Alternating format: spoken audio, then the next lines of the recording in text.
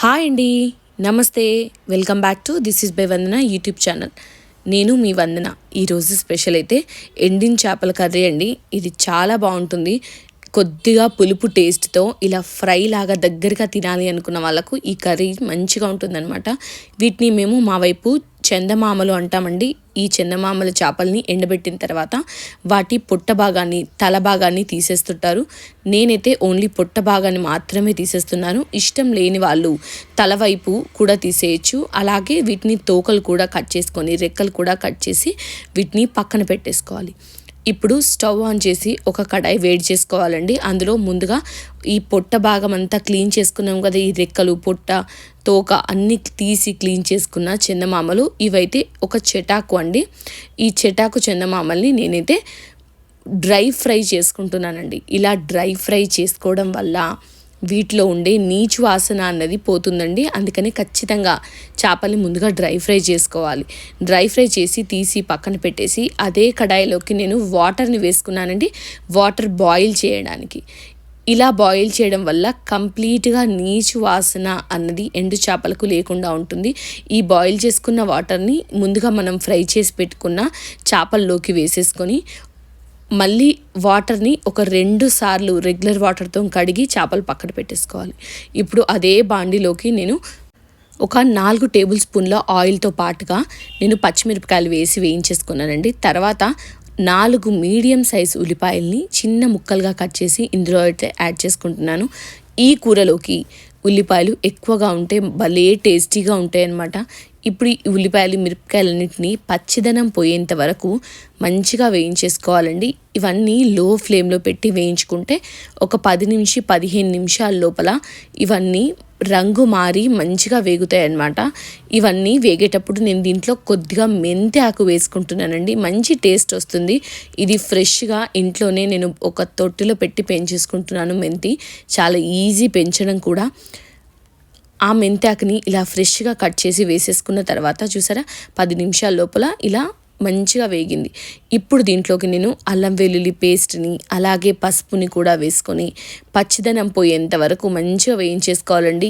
ఏ కూరకైనా మనము ఫ్రిడ్జ్లో పెట్టిన అల్లం వెల్లుల్లి పేస్ట్ కంటే ఫ్రెష్గా వేసుకున్న అల్లం వెల్లుల్లి పేస్ట్ భలే రుచి ఇస్తుందన్నమాట. నిజంగా ఈ కూరలో అది మ్యాజిక్ లాగా నాకు వర్క్ అయింది. చాలా టేస్టీగా ఉంది ఇలా ఫ్రెష్గా వేసుకోవడం వల్ల. ఇవంతా వేగిన తర్వాత ముందుగా మనము వేయించి వేడి నీటిలో అలాగే చల్లనీటిలో కడిగి పెట్టుకున్న ఎండు చేపల్ని ఇందులో వేసేసుకున్నానండి.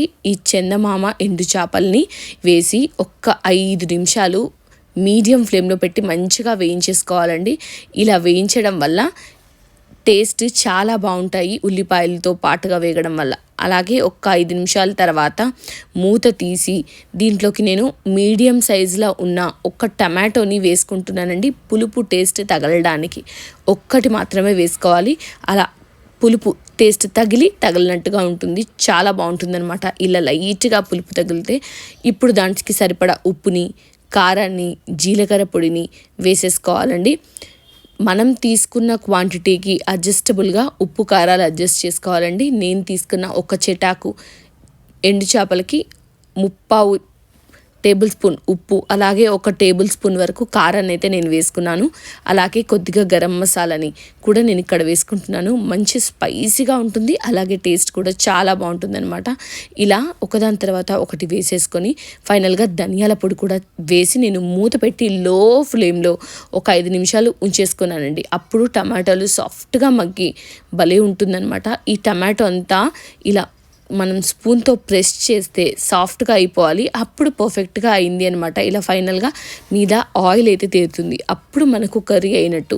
తర్వాత ఫైనల్గా నేను కరివేపాకు వేసేసుకున్నానండి. వేసుకొని ఇంకొక 5 నిమిషాలు అలా వేయించేసి కలుపుకోవాలండి. ఇలా కూర దగ్గరగా ఉండాలి అనుకున్న వాళ్ళు ఇదే స్టేజ్లో మనం కొత్తిమీరని అలాగే కాస్త ధనియాల పొడిని కూడా వేసి దించేసుకోవచ్చు. లేదు కాస్త లూజ్గా కావాలి అనుకున్న వాళ్ళు కొద్దిగా దీంట్లోకి చిన్న టీ గ్లాస్ సైజు దాంట్లో కొద్దిగా అలా వాటర్ వేసుకుంటే లూజ్ అయిపోతుందండి. కానీ ఇది ఫ్రై లాగా దగ్గరగానే బాగుంటుంది. అందుకని నేనైతే ఇక్కడ వాటర్ వేసుకోవట్లేదు. అలాగే ఫైనల్గా కొత్తిమీర చల్లేసుకొని దీన్ని సర్వ్ చేసేసుకోవచ్చు. వేడి వేడి అన్నంలో ఇలా ఎండు చేపలు పెట్టుకొని తింటే చాలా బాగుంటుంది. నాకు నా కొడుక్కి అయితే చాలా ఫేవరెట్ అనమాట. మా ఇంట్లో నా కొడుకు నేను ఇద్దరం ఇష్టంగా తింటాము. మీరందరూ కూడా ట్రై చేయండి, ఎలా ఉంది అన్నది నాకైతే కమెంట్ చేసి చెప్పండి. వీడియో నచ్చితే లైక్ చేయండి, షేర్ చేయండి, అలాగే మన ఛానల్ని సబ్స్క్రైబ్ చేసుకోండి. Thank you.